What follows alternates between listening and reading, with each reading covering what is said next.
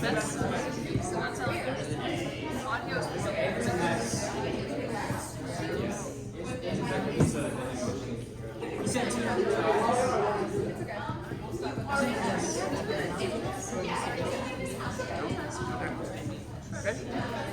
Hello everyone, and welcome, Anna Schul, because now we're using last names.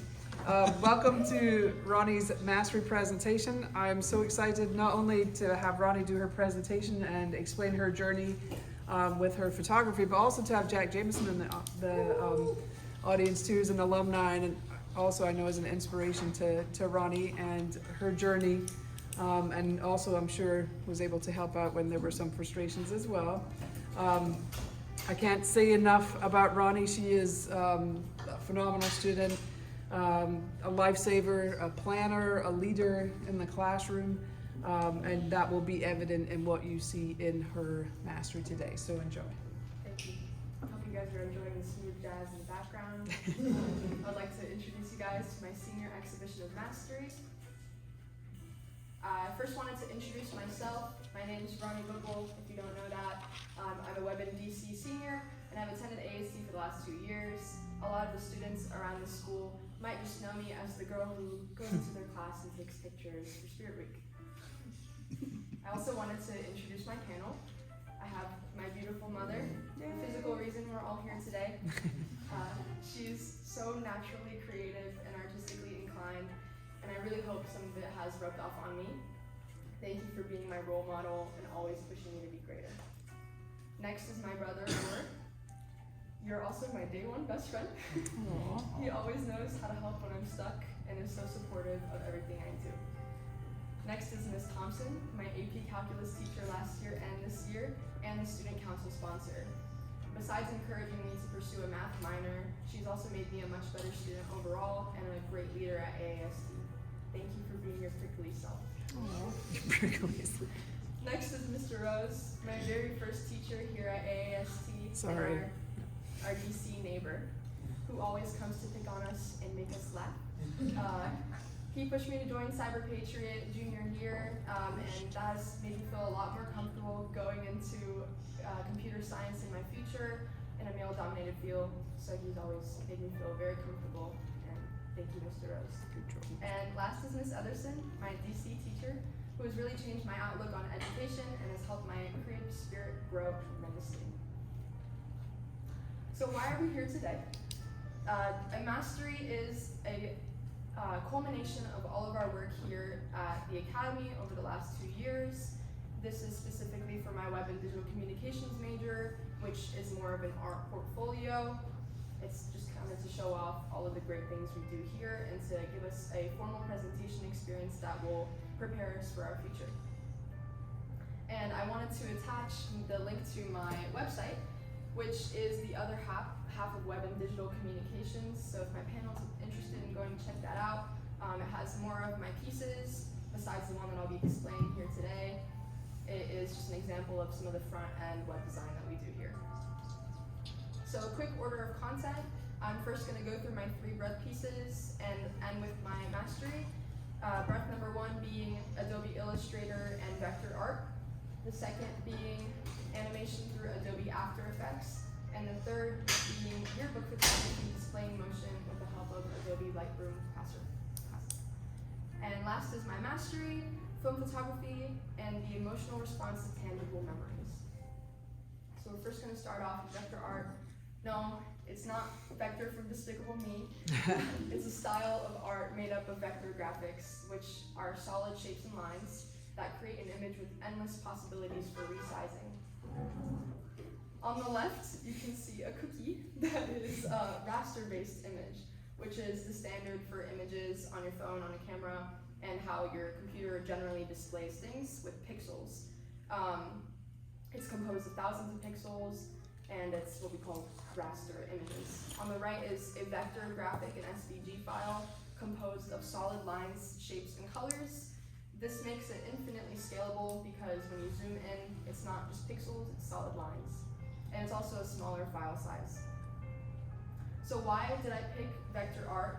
I've never really been a fan of drawing. It's never really been my thing. And I learned that a lot more going into Adobe Photoshop my junior year. I'm sure some of my classmates can remember some of my pieces and my weaknesses in that, but I really enjoyed the photo manipulation aspect of Adobe Photoshop. But I wanted to explore more in illustration, so I looked into Adobe Illustrator. I was encouraged by last year's seniors as they focused primarily on Adobe Illustrator over Photoshop, and I thought it was super interesting. I experimented with the vector illustrations and I really loved it. And I wanted to mention the 21st century skills that goes with each of my breath pieces. That is creativity. When making an illustration, you need to have some creative spirit to make something unique and interesting. Adaptability, because I was changing programs and softwares that obviously it's a new form of art, but it's a completely different thought process behind making each piece. Instead of picking up a pencil or a pen tool in your software, you have to think about how a shape would make this look the way it's supposed to. So now I primarily use Adobe Illustrator. And lastly is tech operations and concepts, pretty self-explanatory. This is a software on the computer, so you need to be pretty techy to understand it. And some inspiration that I got off Pinterest when first going in, I really enjoyed the ones on the right, specifically the bottom right. I love the contrasting colors, and although it looks minimalistic, there's a lot that goes behind it. So you'll see one of my pieces that greatly resembles that one. My process was to recreate a piece or an image that I really like and to bring it into Adobe Illustrator and mimic that so I can learn the proper tools and process to create an image while also developing my own style.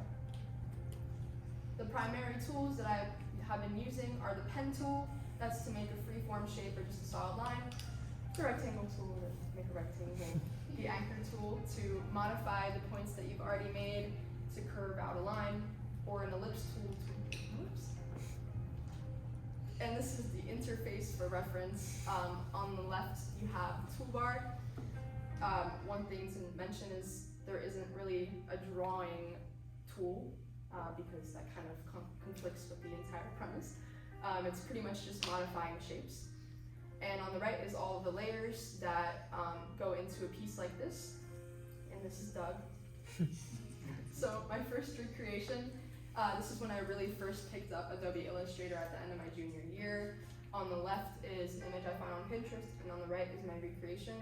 And if I were to redo this today, I think it would be a lot stronger, but I'm still really happy with this outcome. I really enjoy the play on colors and shape and form that this original piece had, so I thought that learning how they made it would help me emulate that style in the future. Next is the left, is kind of a Picasso vector art face style, and my recreation, I really hate this one, really hate it. But I have a recreation of this in my portfolio, which I think is a lot stronger overall. So this is kind of like a progress pick. So moving on to my artworks. First, we have pretty much the first thing I did in Adobe Illustrator without a reference. Experimenting with the pen tool. It's super minimalistic style, which I'm very drawn to, and I like the play on colors and the contrast with the green and the red. And this is the recreation. I think it's a lot stronger. I used a website called Coolers, which helps you make a palette that makes a lot more sense than just doing it by yourself. And I think the composition of the face itself is also just a lot better, so I love this piece. And next is a lot of my friends' personal favorites. This is based off of the Rainbow Mountains in Peru. I kind of made it a lot more extreme by making the shapes more dynamic and adding more aggressive colors versus the more toned down in real life version. And last is my favorite. Super similar to that inspiration piece in the beginning, I wanted to play with the contrast of green in plants and red in the background and with shadows. This one took me a good bit of time, but I think you can really see my growth in this piece with just getting familiar with the software overall. So I love this piece so much. And these are some of the other things I did. On the right, worth mentioning is my submission to the Read Across America competition, which I got a participation trophy, yeah. I moved that illustration as a personal project and brought it into the competition, which was really convenient, but made that book from scratch. So that one didn't take me as long, but love it. And breath number 2 is character animation. So I picked this up after researching the other possibilities with vector illustrations. And like I said earlier, the vector graphic is infinitely scalable because it's not composed of pixels and it's of computer recognizable shapes and lines. You can really warp it in however you want and it won't distort or ruin the quality. So I learned that this was a possibility and I studied it in the end of junior year, and I just really enjoyed this topic. It was my mastery at one point, and I recently kind of fell out of love with it just because it took a lot of time and I got really burnt out really quickly. But I wanted to display it anyway. And some 21st century skills similar to the last, creativity to create unique things that people have never seen, technology operations and concepts just like the last. Adobe After Effects is one of the most complicated Adobe softwares. We did some certifications throughout the year and it gave a total number of hours that you should probably spend in the software to become a professional, and Adobe After Effects had the most, I think like 35 hours versus 18, 19, and others. So have to be a little tech whiz to understand it. And problem solving, I'll show in my portfolio in a bit. I had a lot of roadblocks that were not fun, so I had to find ways around it, and I think that I did. So this is some inspiration. It's super similar style to the vector graphics, obviously solid colors and very solid shapes and lines and very vibrant colors, which I'm very drawn to. Next, a really fun one, and both of these are obviously animated loops, which I thought would be really fun to learn. And the process is to make your character or thing you're animating first in Adobe Illustrator to create that vector graphic, and then separate each limb and shape into its own layer, so when you move it into an animation software, you can move each limb without moving everything as a whole. Once you're done, move that into Adobe After Effects, which looks a little bit like this. You want to convert each of your .ai Adobe Illustrator files into a vector layer, or into a shape layer in After Effects, which makes it a lot easier to work with. It also makes sure that it's presenting in a clean way without the pixelated effect. Shapes as like legs and arms that you kind of need to warp and bend. I learned midway through this that you need to recreate in Adobe After Effects rather than keeping your original file, because it makes the process a lot more interesting and easier. And your options are to animate by hand, it takes a lot longer, or if you're working with a character or animal, you can get softwares like Duik that will rig specific body parts that makes it easier to move like an actual human or animal. And once you're done with your animation, you have to import it into Adobe Media Encoder. That way you can export it whatever way you'd like. So 3 softwares, so fun. And my pieces. This was my Inktober project, which if you know anything about Inktober, it's a month-long kind of competition to encourage artists to stay creative and make new things every day. They provide you with a theme each day of the month in October, and you make something fun. So as a class, we did AI-generated art, but I was super into Adobe Illustrator at the time, so I made the bat, which was the theme that day myself, and with my spare time throughout that month, I kind of animated it and added more things. Although it looks pretty simple, it's actually a loop. It took a long time. The shape itself, the bat, did not take much time just because I had a good bit of experience already, but I had to learn how to make the wings fly and the bat move more naturally, which took some reference videos. I added those purple orbs midway through the project, which I'm really happy I ended up doing. It makes everything just a lot more dynamic.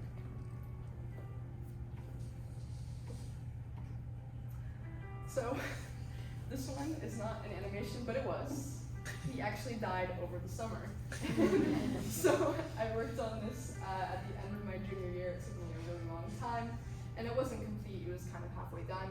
So I don't have any exported proof of it, which sucks because when I took the file with me over the summer and our computer was wiped, I thought that the actual file, the Adobe After Effects, would be enough, but it wasn't. There were little micro metadata files all over my computer that was wiped over the summer. So when I brought it back to life in the beginning of this school year, that's what I saw, which was hours of work put down the drain. So that was really disappointing, especially since this was my mastery.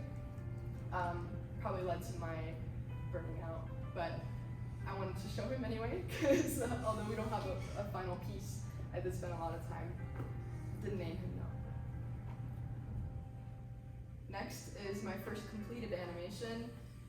It's Dog in a Box. It's based off of the Skillshare video. We had some projects this year to really make a good project, so we used Skillshare to follow through, and I modified it a lot to make something a lot my own. It kind of resembles my dog Kaya. I'll move it for you guys. One thing worth noting is I learned with Adobe After Effects, obviously it's a 2D animation, so you can't really make it look 3D. It's 2D. And when the dog turns his head, there's not actual turning going on because it's a 2D animation. What you're seeing is moving the nose to be elongated a little bit more, moving the eyes and moving the ears, moving all of the aspects of this dog to give the illusion of its turning its head.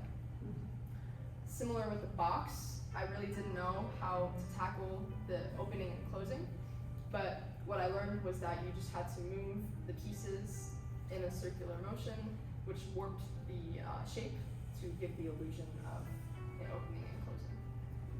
So, love this one. Next is Doug, which you guys saw earlier. This is the vector graphic, and this is the animation here. Hold on. I don't know why it's not loud.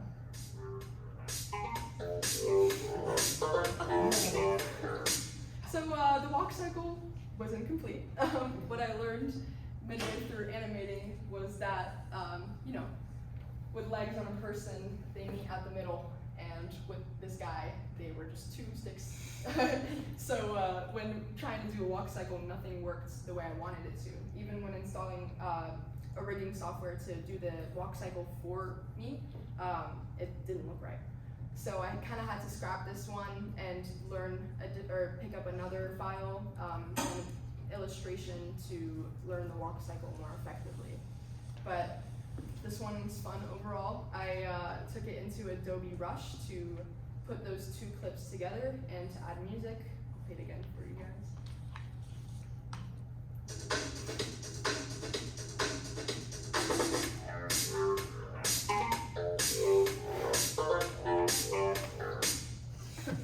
So super silly. My friends kind of helped me add different things to this, so I had a lot of fun with this project.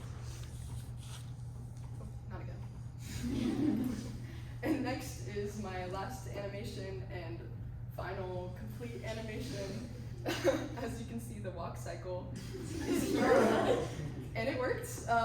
But I had to learn to, like I said earlier, that sometimes it's easier to recreate your shape in Adobe After Effects when you have to warp it, like the legs that bend. That's something that I wasn't able to do with a general shape layer that's imported from Adobe Illustrator. Super technical stuff, but fortunately I had a lot of resources that helped me with that. I think the part that took the longest was stepping back up. Obviously it's a 2D image, and when you think about getting up from the ground, you turn your body, which is really hard to demonstrate in something 2D. But I had a lot of fun with this one, and Lemon Guy. This is my research. Since this was my initial mastery topic, in the beginning of senior year, we write a research paper just to make our work a lot more valid and prove that we are masters of this topic. And I wanted to attach it anyway, even though that this research paper isn't my actual mastery now.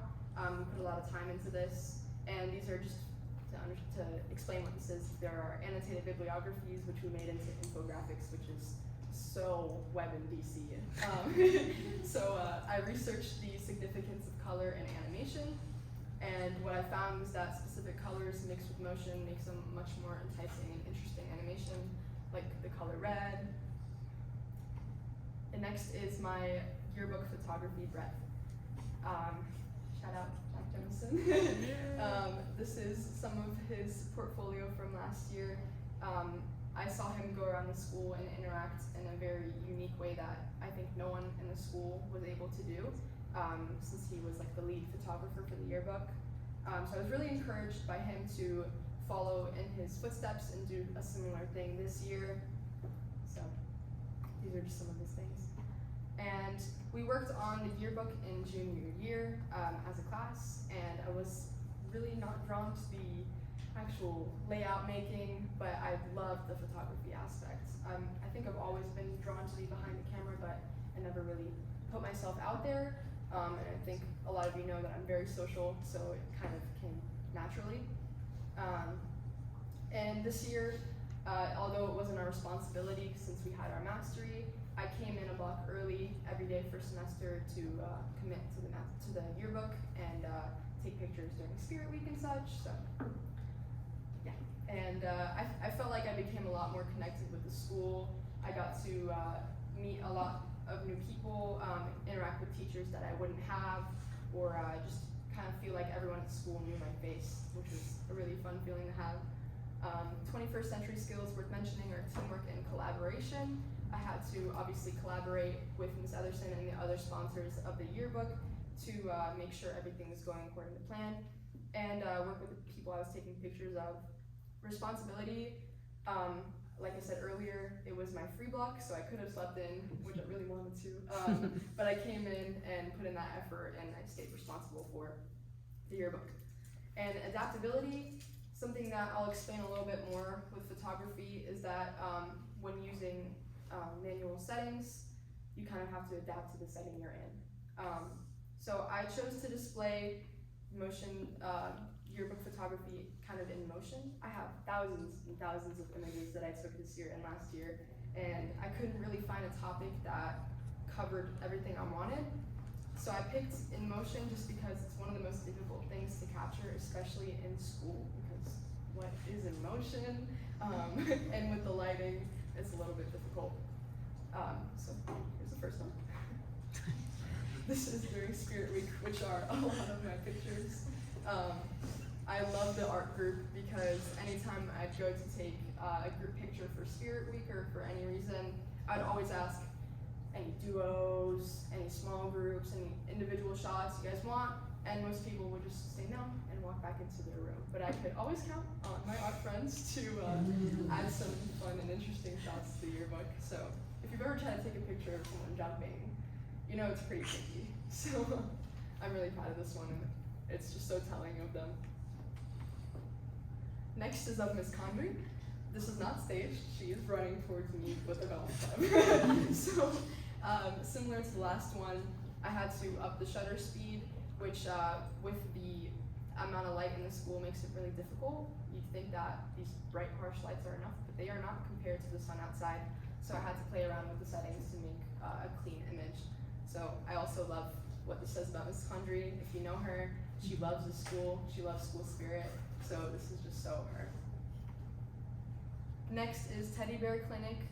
What was tricky about this picture, although it's not as dynamic as the other ones, there's backlight, which made shooting really anything moving super tricky because you don't have the standard above light or behind light. So I had to play around with settings a lot while taking the picture and afterwards in Adobe Lightroom. So I love this picture. I love the expressions on the guys. You think they'd act like too cool for this, but they're so into it. I love it. And next is, as you can see, most of these are like Spirit Weeks and fun things going on in the school. This is Adam Sandler Day. And what we realized midway through shooting these is that they were all wearing colors of the rainbow. So we put them in rainbow order and had them walk towards me. And similar to the last one, it has backlight, so it was a bit more difficult to shoot, but I love this picture. They're all so happy into this character.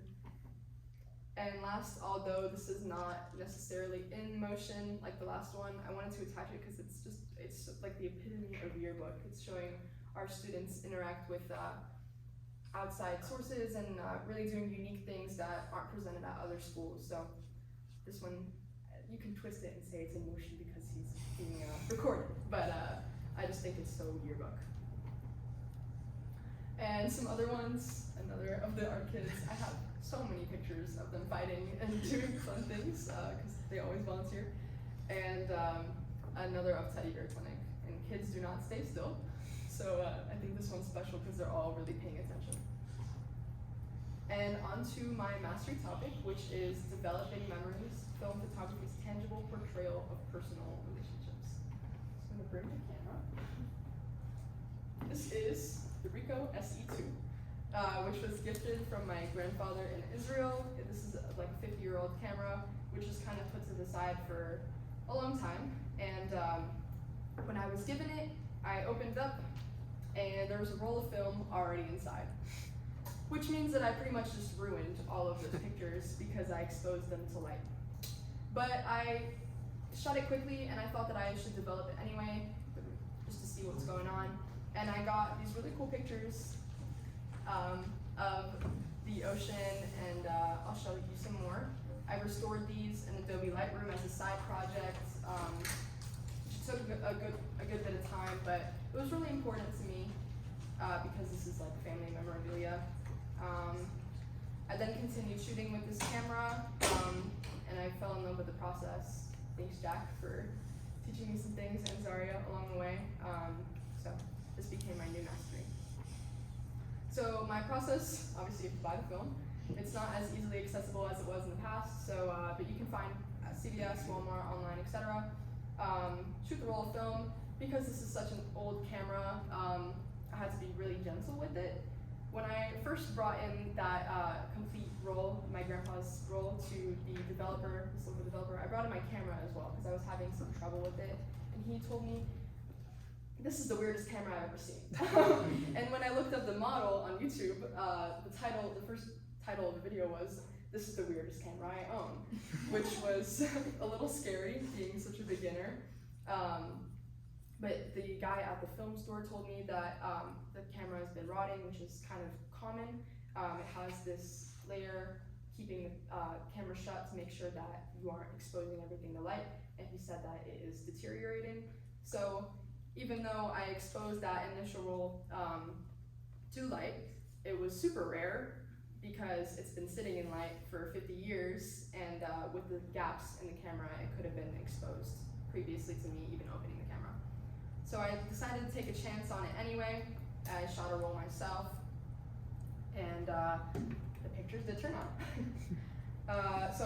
After taking pictures, you have to send it off to be developed. If it's color film, we have access to a dark room here at AAST, so I was able to attempt to develop black and white film here.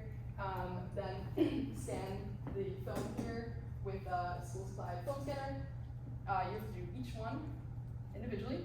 If you try and do it all together, you won't get the same quality. So I've spent a lot of time at my desk just, it's kind of annoying, you know, right? So this is a special device here. So that's making me able to take this tangible memory to something physical that I was able to share with my friends. And like the pieces that, the images that I got from my grandpa, edit in Adobe Lightroom Classic if necessary, kind of to fix the distortion or things wrong with the image. So this is our darkroom, and I also sent off my color film to 803 Labs off of Seaboard Street. It's kind of messy, but this is what it looks like with the red light on, so you can't really see anything, and this is what it looks like with no light on. So it's pretty difficult. The process itself for black and white film, this is the light-proof container here. You roll your film onto this canister here, put it in the container, then you can turn the light back on and pour your chemicals in, do the lengthy process, and hopefully get your pieces out. And before I start with my pieces, I wanted to show you guys how unreliable film is. This right here is color film with no pictures on it. this is some more film with nothing on it. And more here, etc. So I probably have had about 160 images not developed, which is really difficult, especially with such a time crunch because I switched my mastery. But with that, that has made every image that I've gotten so much more meaningful and special. So this first one here, I titled Nefesh, which means soul in Hebrew. It's of my family and something that really ties our family together and the Jewish people and Israeli people is food. I know that's super similar to a lot of cultures, but every religious ceremony we have is surrounded about food. So this is, we love to cook together. My sister, who's off traveling, is in this image, which makes it even more special to me. And this was us preparing for our Passover dinner. Next is my best friend and his girlfriend on the beach. I was worried that the pictures wouldn't turn out the way I wanted them to because it was a cloudy day and I was still super inexperienced, but I love this picture so much and I think they do too. It is obviously a special moment to capture, but I think if I took it with my phone, it wouldn't be as memorable and valuable, knowing that this process is so inconsistent and unreliable. So I hope that they can look at this picture and be like, I love that. Next is of my brother and my dog Kaya. Kind of the story that I made up in my head with this is that my brother looks like he's talking to Kaya, like, I love you so much. And she's a dog, so obviously she doesn't know that. But I feel the same way about my brother. No, you're not a dog, but I love you a lot, and I don't know if you know that, but this is just such a precious image. My dog Kaya hates being taken pictures of, which sucks because she's so beautiful. But kind of has to like get her to focus. Next is an ode to my friends. My friends live in Charleston, kind of all over the place. They moved about 2 years ago. So I don't get to see them very often. And I saw them in Charleston when I was into film, when I was first getting into it. So I made sure to get a picture of them. And although this is a pretty standard staged image, it's just so special to me. Next is of our Passover Seder, or Pesach Seder, which is pretty much obviously a table with the section of the Torah that we read for the ceremony. What's extra special about this event is that it's extra surrounded by food because the ceremonial practices that go around with this holiday, you eat specific foods or you present a specific food. I just think this picture is stunning, and this is such a special holiday. Although I'm not the most religious, it's still special to me.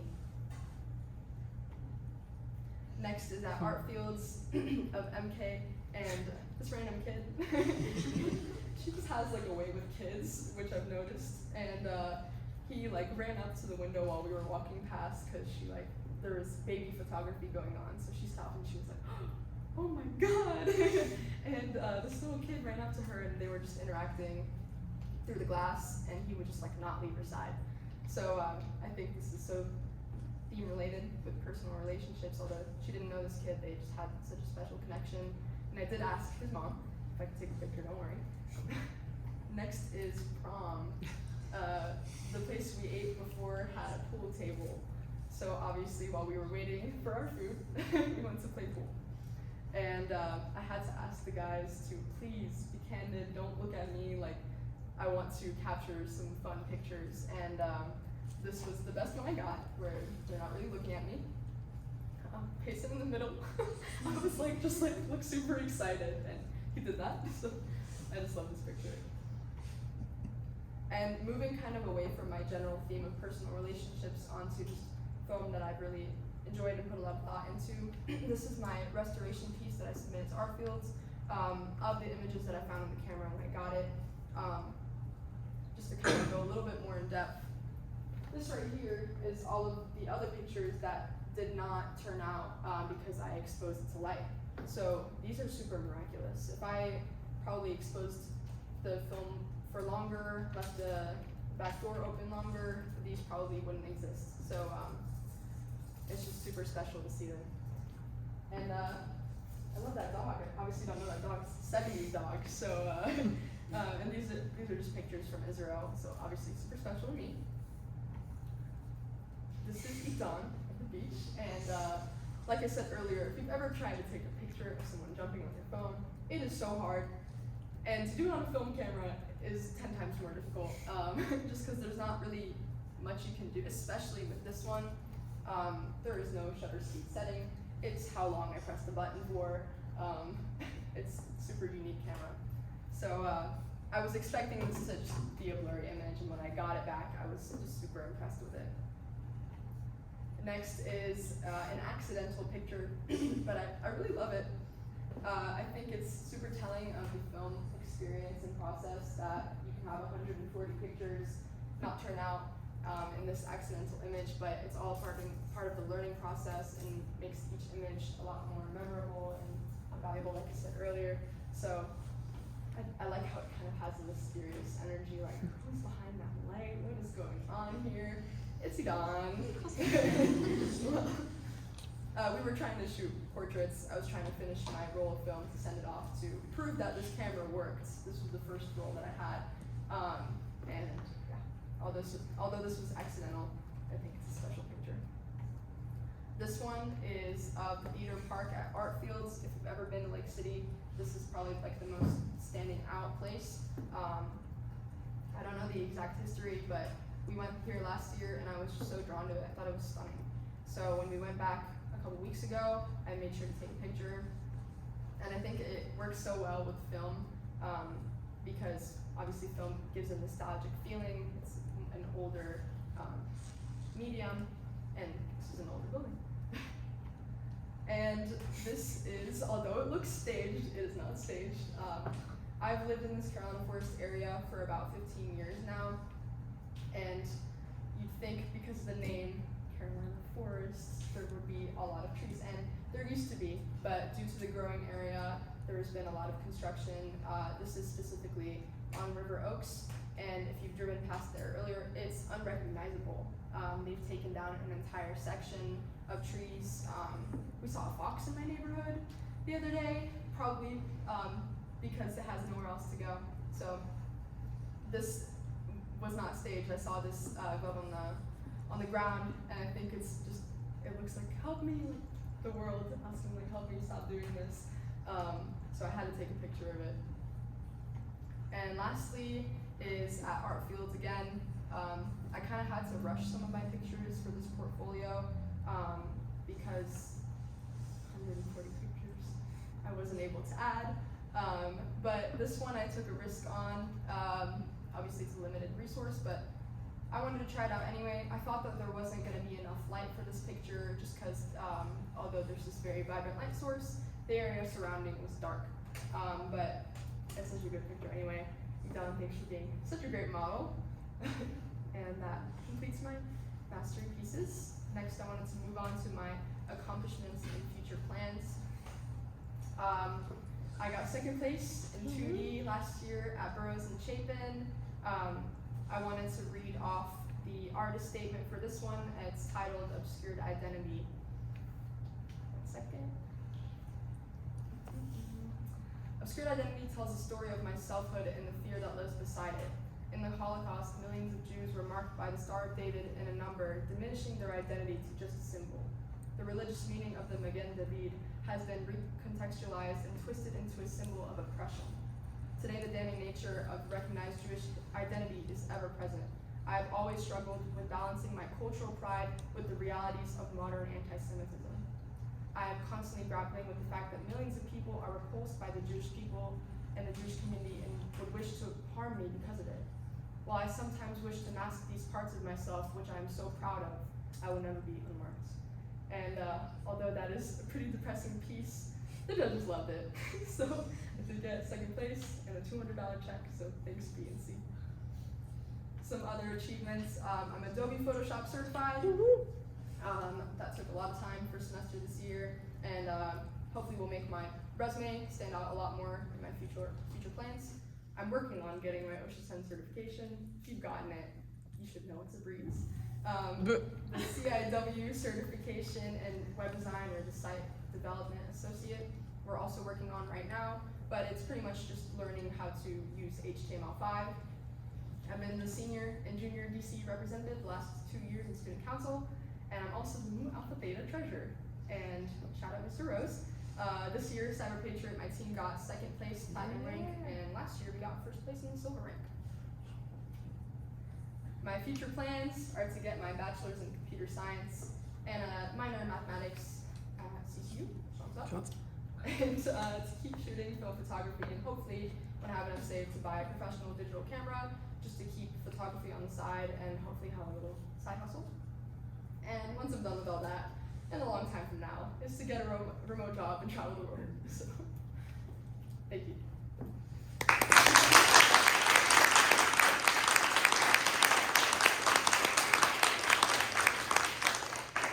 will now take questions from my panel.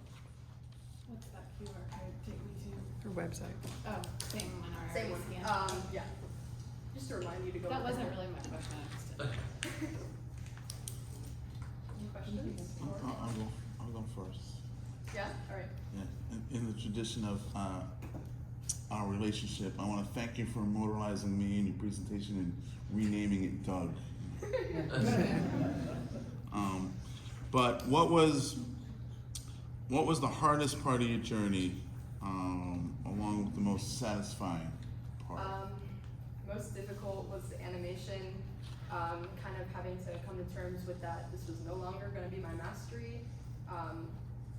These roadblocks, although they probably don't seem that tricky to someone who's not really familiar, they're super major.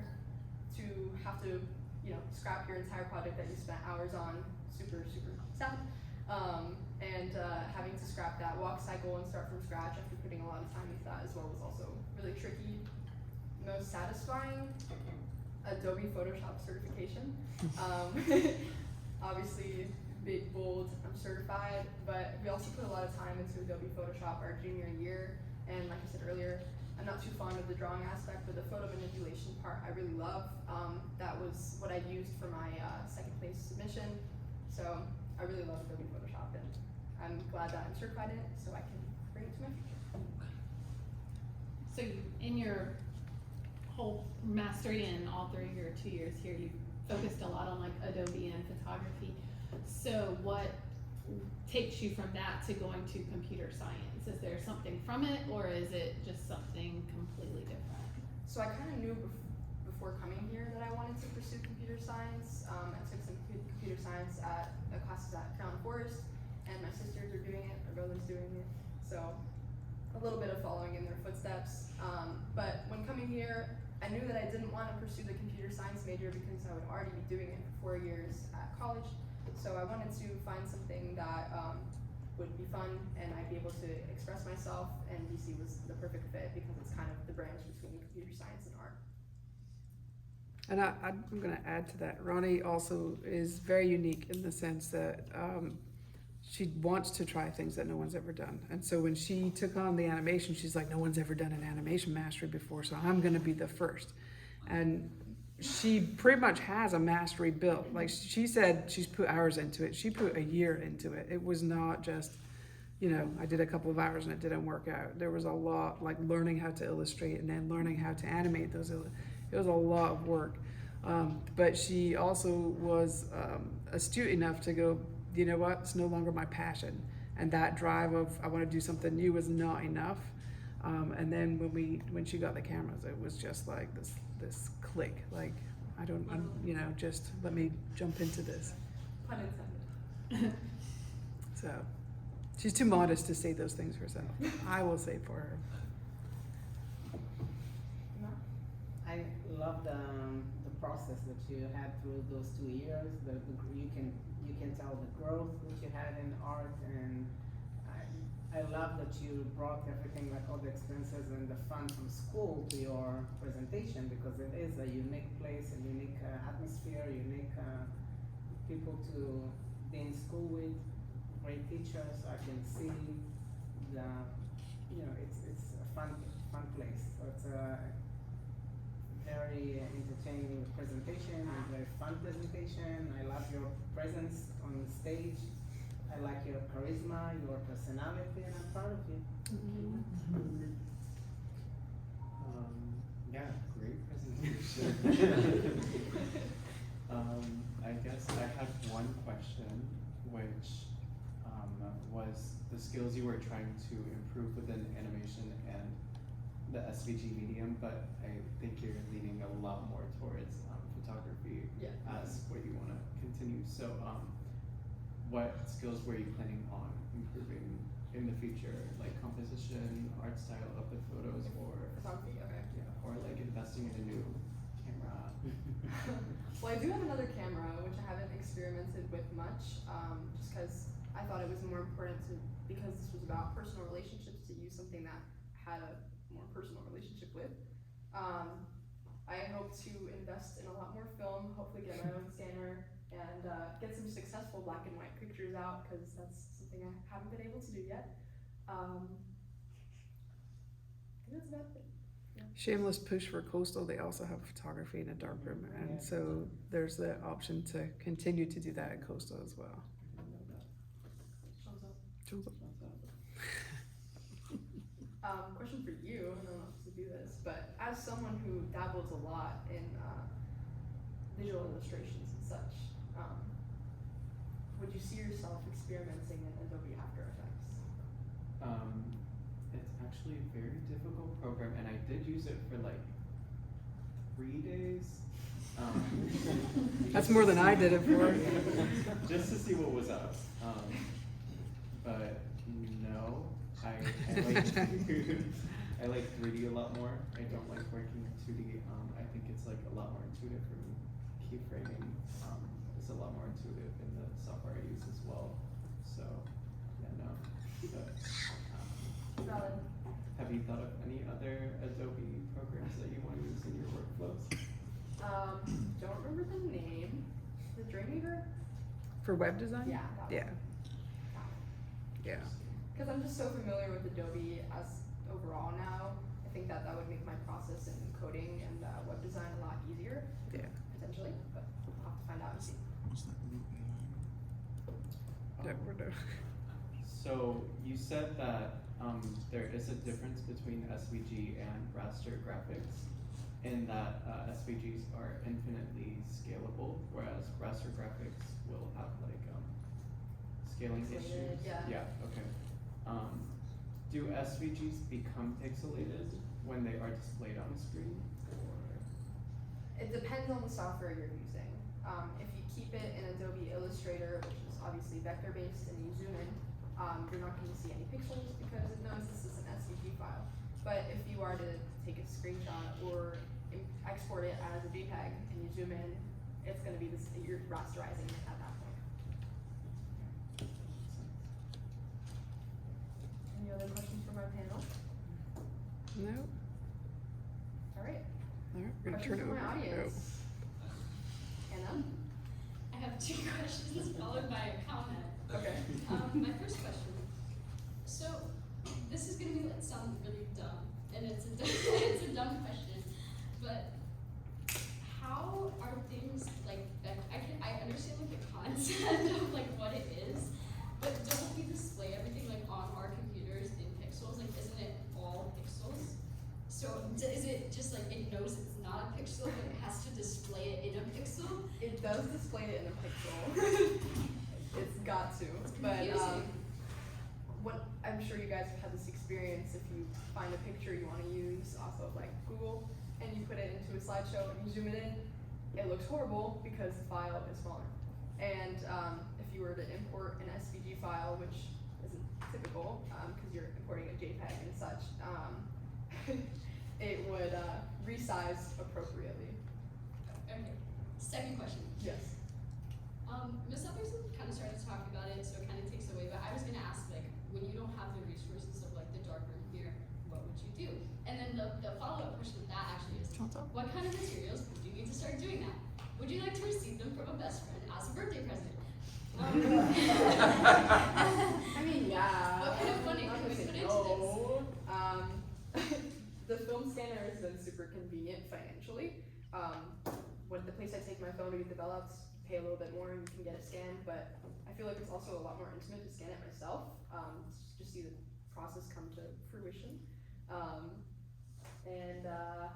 you need a scanner or pay extra, write it down The dark room, having my own, is very unrealistic, and I don't really want that. What if I built one?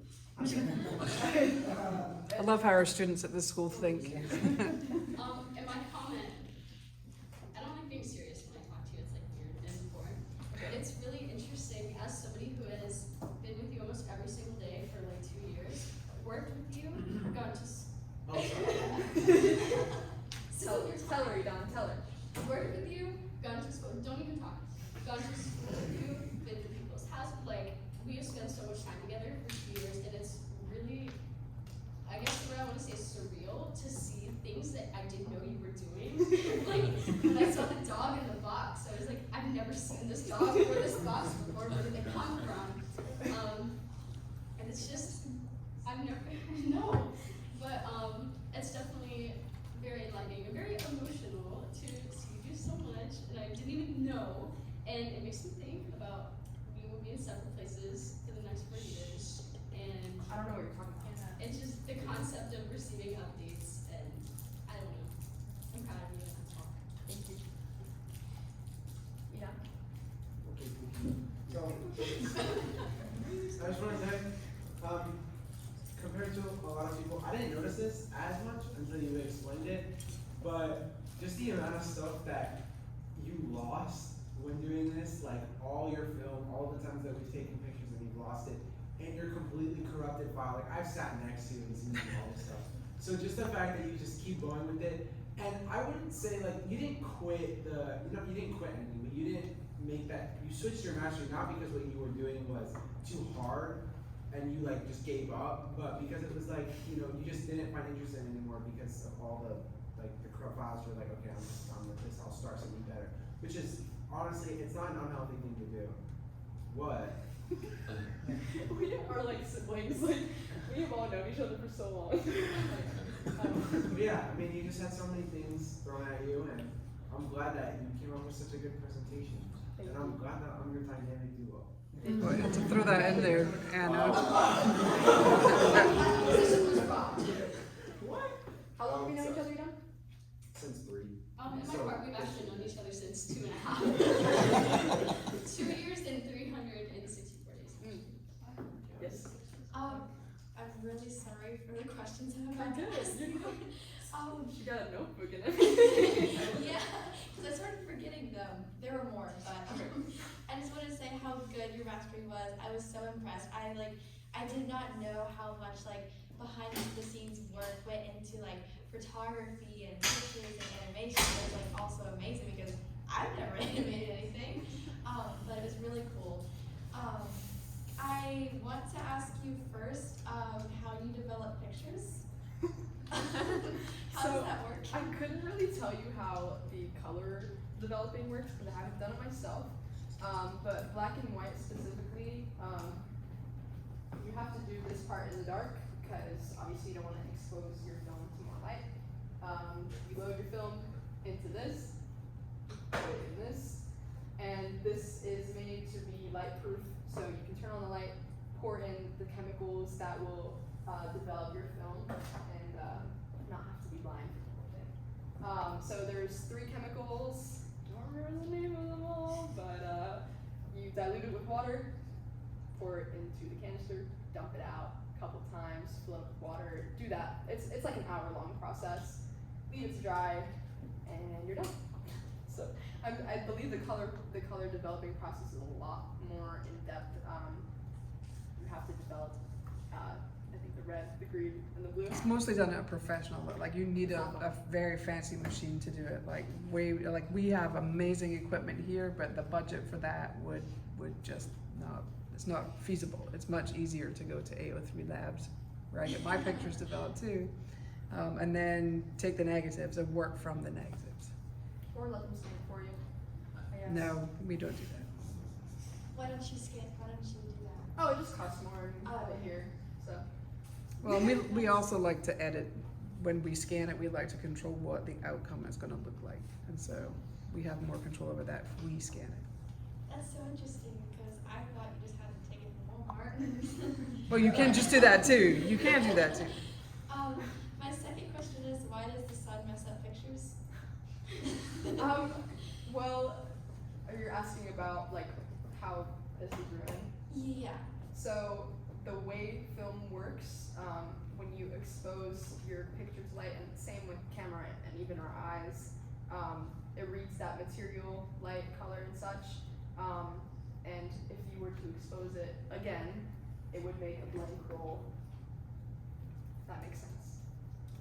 Yeah. I don't know if I'm explaining it as well. Too much light can damage it. Yes. The same way if like when you first go outside after being in like a movie theater or something, you're like, oh, that. If that analogy makes sense. Okay. Yeah, that makes sense. Okay. Do modern cameras use film? No. No. They do not. I couldn't tell you how a camera works other than that there's aperture and ISO and shutter speed. But when it comes to the technical engineering aspect of it, there's a lens, something that records the information coming through, but it's not film anymore just because it's better. Maybe. Subjective. And Roni can tell you, she's just on the spot, because it has a sensor in the back that works kind of like your eye, and it collects the light that comes in, and it collects it in different wavelengths, the RGB, because we've cleaned that sensor, so Roni knows it's in the back there, but she's just on the spot right now. My last question. You're fine. What do you want to do with your computer science degree? Um, Kentucky, what? Wow. So I don't know exactly, but I have learned a lot cybersecurity specifically, being in Mr. Rose's cybersecurity class and in Cyber Patriot. I'm assuming you guys don't know what that is, and it kind of sounds funny, but Cyber Patriot is pretty much a competition across the world where you get a computer that is bugged, is insecure, that's not really the right word, but is not secure, and you have to fix it up. So I learned a lot with that. Cybersecurity is a super big range, as well as computer science, so there's a lot of different directions I can take it in. I just, right now I'm prioritizing learning it, hopefully doing some internships during school and figuring out what sticks with me most. What I can tell you I don't want to do is code all day. So, don't want to do that. Yeah. Any other questions? What's your- I